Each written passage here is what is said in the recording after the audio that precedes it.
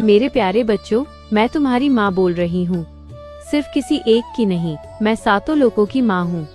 मैं संपूर्ण विश्व की माँ हूँ। देवता भी मुझे माँ मानते हैं। मैं तुम्हारी गौ माता बोल रही हूँ।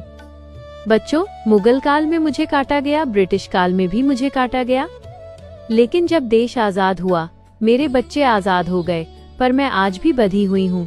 मैं सोचती रही अब मेरे बच्चे मुझे बचाएंगे, लेकिन सरकारें बदलती रहीं, सत्ताएं आती जाती रहीं, और मैं बस प्रतीक्षा करती रही। बच्चों, प्रतीक्षा करते करते मुझे अब 75 वर्ष हो चुके हैं।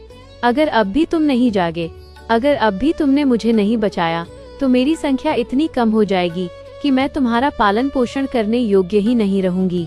मेरा नष्ट होना मेरे लिए इतना पीड़ादायक नहीं है जितनी पीड़ा मुझे इस बात की है कि मेरे साथ साथ मेरे सनातनी बच्चे भी नष्ट हो जाएंगे। इसलिए मेरा अस्तित्व सिर्फ मेरे लिए नहीं, तुम्हारे भविष्य के लिए जरूरी है। अगर तुम स्वयं को बचाना चाहते हो, देवभूमि देवी देवताओं की संस्कृति को बचाना चाहते हो, देवी संपदा को सुरक्षित रखना चाहते हो, तो मेरे प्यारे बच्चों, एकजुट हो जाओ। 27 अप्रैल 2026 को देश के प्रधानमंत्री, राष्ट्रपति, मुख्यमंत्रियों और राज्यपालों के नाम मुझे बचाने के लिए प्रार्थना पत्र दो। एक समय था जब मुझे गावो विश्वस्य मातरः कहकर पुकारा जाता था।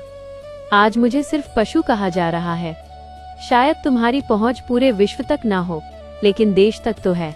मुझे राष्ट्रमाता का सम्मान दिलाओ, मेरी हत्या पर पूर्ण विराम लगवाओ।